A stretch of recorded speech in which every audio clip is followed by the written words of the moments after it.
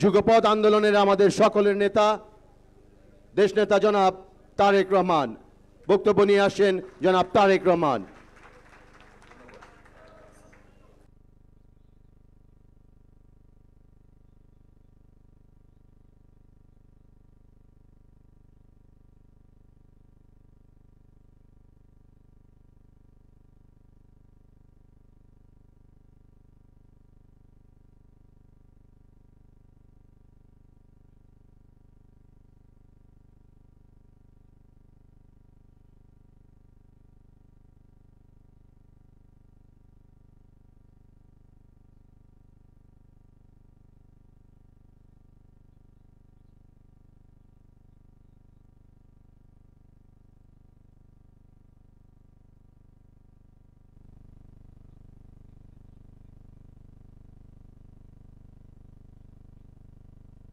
বাংলাদেশের এই মুহূর্তের রাজনৈতিক যে পরিস্থিতি সামগ্রিকভাবেই খুব সুন্দরভাবে পুরো চিত্রটি ফুটে উঠেছে।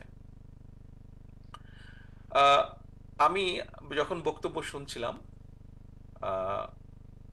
তখন আমি চিন্তা করছিলাম যে আচ্ছা আজকে কি বলবো, সেটি আমি চিন্তা করছিলাম। সম্মানিত উপস্থিতিবৃন্দ,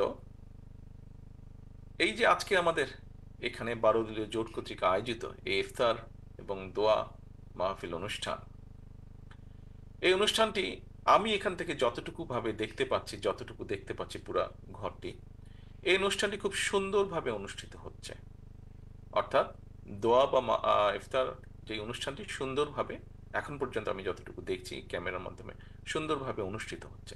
এখন অনুষ্ঠানটি যে সুন্দরভাবে হচ্ছে, এখানে কি শুধু এহসান যে আছে যে অনুষ্ঠান পরিচালনা করছে তার একার ক্রেডিট? অবশ্যই নয়। এখানে যারা অতিথিবৃন্দ এসছেন তাদের ডিসিপ্লিন পার্টিসিপেশন, এখানে যারা অনুষ্ঠানটি আয়োজন করেছেন 12 দলের পক্ষ থেকে তাদের নেতাকর্মীদের প্রত্যেকের কষ্ট পরিশ্রম, এখানে যারা আমি মিডিয়ার সাংবাদিক ভাই এবং ক্যামেরা ভাইদেরকে দেখতে পাচ্ছি, ক্যামেরাম্যানদেরকে দেখতে পাচ্ছি, তাদের সহযোগিতা, এবং সর্বোপরি এখানে হোটেল কর্তৃপক্ষ যে জায়গাটায় অনুষ্ঠিত হচ্ছে তাদের সকলের সহযোগিতা। অর্থাৎ দেখুন, অনেকগুলো মানুষের সম্মিলিত সহযোগিতার ফলেই কিন্তু একটি সুন্দর অনুষ্ঠান এখানে অনুষ্ঠিত হচ্ছে। সম্মানিত অতিথিবৃন্দ,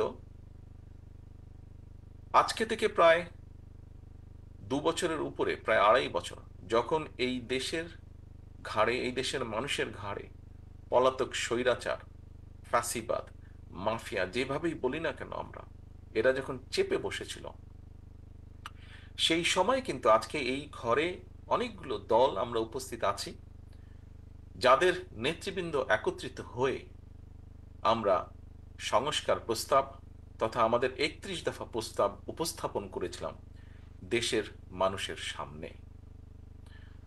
খুব সংক্ষেপে যদি আমরা বলি এটি কি ছিল প্রস্তাব, এই 31 দফাটি কি, 31 দফাটা কেন?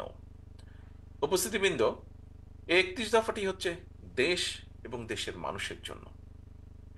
আমরা দেশের বিগত 15-16 বছরে, বিশেষ করে 2008-এর পর থেকে, সেই স্বৈরাচার বা ফ্যাসিবাদ বা মাফিয়া যখন মানুষের কাঁধে চেপে বসলো, তখন থেকে আমরা খেয়াল করেছি দেশের প্রতিটি প্রতিষ্ঠানকে, সেটি অর্থনীতি বলি, সেটি আমরা শিক্ষা ব্যবস্থা বলি, সেটি আমরা সমাজ ব্যবস্থা বলি, সেটি প্রশাসন, সেটি সিভিল প্রশাসন হোক, পুলিশ প্রশাসন হোক, যে কোনো ধরনের প্রশাসন হোক, চিকিৎসা ব্যবস্থা, প্রত্যেকটি ক্ষেত্রকে একদম ধ্বংস করে দিয়েছিল। মানুষের প্রত্যাশার সম্পূর্ণ বিপরীতে তারা নিয়ে গেছিল পুরো পরিস্থিতি। এবং যেহেতু আমরা রাজনীতি যারা আমরা করি, আমরা আমাদের অবস্থান থেকে বলতে পারি, বিএনপির অবস্থান থেকে আমি বলতে পারি, যেই গণতান্ত্রিক রাজনৈতিক দলগুলো বিগত স্বৈরাচারের সময় আমাদের সাথে মাঠে ছিলেন, আন্দোলন করেছেন, তাদের হয়েও বলতে পারি আমি কিছুটা। আমাদের রাজনীতির মূল লক্ষ্য বা উদ্দেশ্য হচ্ছে দেশ এবং দেশের জনগণ। কাজে দেশ এবং দেশের জনগণের এই ক্ষতিগুলো যখন হয়েছে, এই ক্ষতিগুলো অবশ্যই রাজনীতিবিদ বা রাজনৈতিক দলগুলোর সুযোগ আসলে সেখানে পরিবর্তন করতে হবে। এবং এই পরিবর্তনটাকেই আমরা রাষ্ট্র কাঠামোর মেরামত বলেছিলাম সেদিন। কারণ এগুলি রাষ্ট্রের অংশ। উদাহরণস্বরূপ যে কয়টি প্রতিষ্ঠানের কথা বলেছি। প্রিয় উপস্থিতিবৃন্দ, সম্মানিত নেতৃবৃন্দ, আজকে পরিবর্তিত হয়েছে 5ই আগস্টের পরে। জনতার, এই দেশের মানুষের, গণতান্ত্রিকামী মানুষের অভ্যুত্থানের কারণে অবস্থার পরিবর্তন হয়েছে, রাজনৈতিক চিত্রের পরিবর্তন হয়েছে। মানুষ, একজন সাধারণ মানুষ স্বাভাবিকভাবে দেখতে চায় যে তার প্রিয় মাতৃভূমি পৃথিবীর বুকে মাথা উঁচু করে দাঁড়িয়ে আছে। মাথা উঁচু করে দাঁড়িয়ে থাকার অর্থ এই দেশের শিক্ষা ব্যবস্থা নিয়ে প্রশংসা করে কিছু বলার মতন আছে, এই দেশের চিকিৎসা ব্যবস্থা নিয়ে প্রশংসা করে বলার মতন কিছু আছে, এই দেশের, খুব সংক্ষেপেও সব সহজভাবেও যদি বলি, রাস্তায় নামলে ট্রাফিক যে বিশৃঙ্খলা, এই দেশের ট্রাফিক ব্যবস্থা নিয়ে প্রশংসা করে বলার মতন কিছু আছে। অর্থাৎ একজন নাগরিকের কাছে দেশ নিয়ে প্রশংসা করার মতন যা যা কিছু থাকতে পারে, হওয়া উচিত, সেই বিষয়গুলো এক্সিস্ট করে যাতে দেশের মধ্যে। প্রিয় সহকর্মীবৃন্দ, সম্মানিত নেতৃবৃন্দ, আমরা সেই রক্তচক্ষু উপেক্ষা করে, স্বৈরাচারের রক্তচক্ষু উপেক্ষা করে আমরা 2-2.5 বছর আগে সংস্কার প্রস্তাবনা দিয়েছিলাম। আমরা উল্লেখ করেছিলাম যে এই ক্ষেত্রে পরিবর্তিত হওয়া উচিত। দুঃখজনকভাবে আমরা দেখছি একটি পরিস্থিতির উদ্ভব হচ্ছে, সংস্কার এবং নির্বাচনকে মুখোমুখি দাঁড় করানো হচ্ছে। এখানে উপস্থিত আমরা প্রত্যেকই রাজনীতিবিদ। এখানে একজন বক্তা উল্লেখ করে গিয়েছেন, খুব সম্ভবত বোধহয় মান্না ভাই বলেছেন ওনার বক্তব্যে, যে গণতন্ত্র বলতে একজন সাধারণ মানুষের কাছে কি বোঝা যায়। গণতন্ত্র বলতে একজন সাধারণ মানুষের কাছে এক কথায় নির্বাচন, নিরপেক্ষ নির্ভয় ভোট দেওয়ার যে সিস্টেম, সেটিকেই গণতন্ত্র বলি আমরা। সারা পৃথিবীতে সেটি গণতন্ত্র হিসাবে প্রচলিত বা স্বীকৃত। কিন্তু এই ব্যবস্থাকে সংস্কার এবং নির্বাচন, এটিকে মুখোমুখি করে দেওয়া হচ্ছে। আমি গতকাল একটি কথা বলেছিলাম, আপনাদের অনেকেই সেখানে উপস্থিত ছিলেন।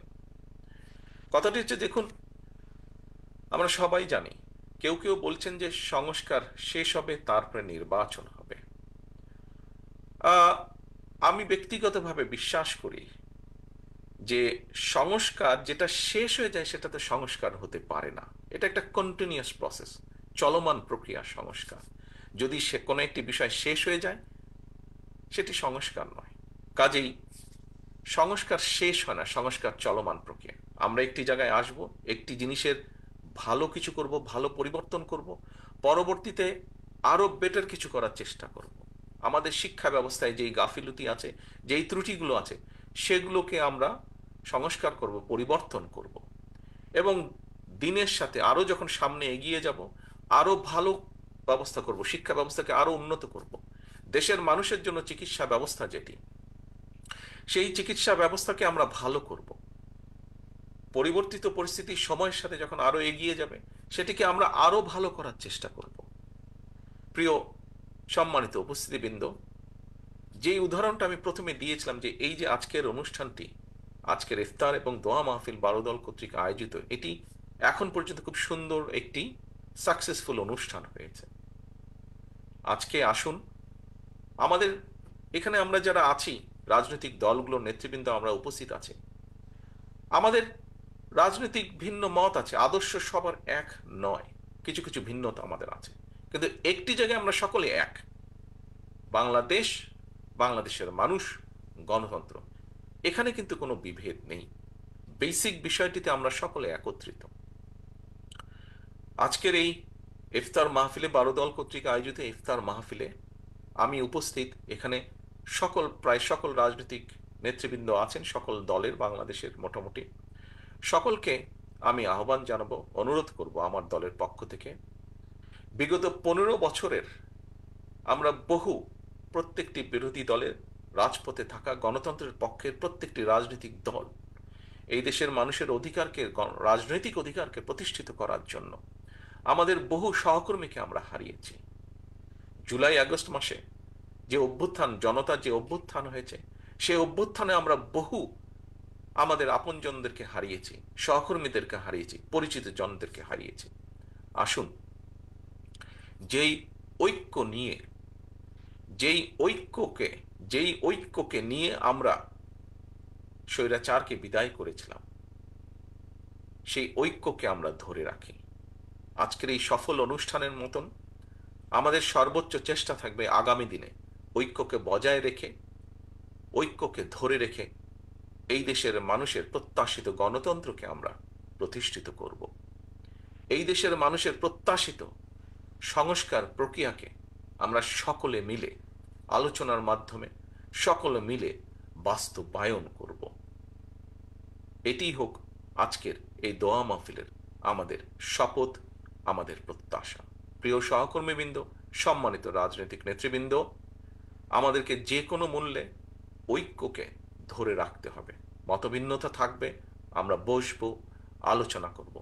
এমন কিছু আমরা বলবো না, এমন কিছু করা থেকে আমরা বিরত থাকার চেষ্টা করব যাতে করে কোনোভাবেই স্বৈরাচার বা তার প্রেতাত্মারা আবার এদেশের মানুষের কাঁধে চেপে বসতে পারে।